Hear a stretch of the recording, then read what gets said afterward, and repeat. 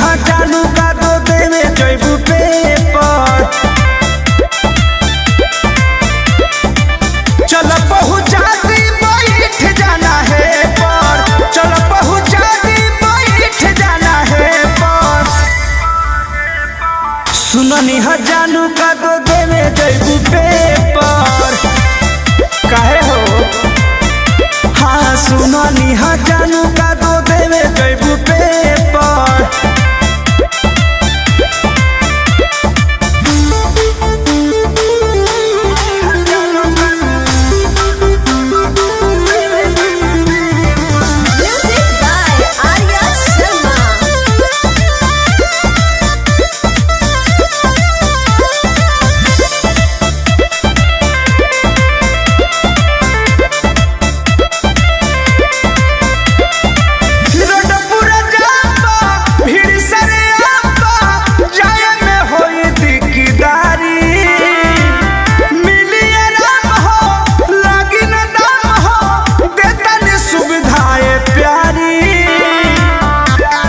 चला हम माने ना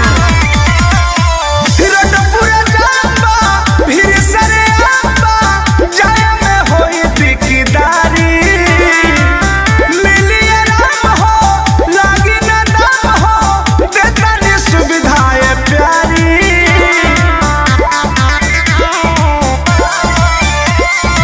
सामने बैठ के जराई दी हवे पर।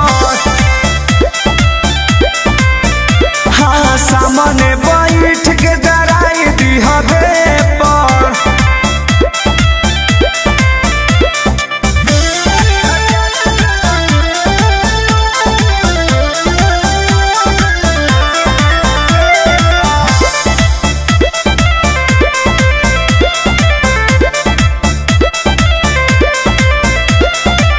किसी ने बेदर्दी परमध प्रेमी बनी है तोहार सहयोगी।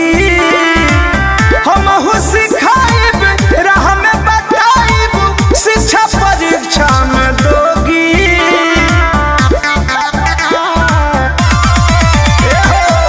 कृष्ण बेदर्दी परमध प्रेमी बनी है तोहार सहयोगी।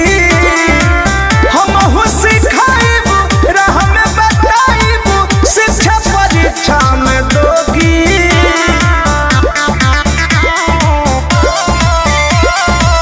होई दिकदारी त हो जई हटे पर।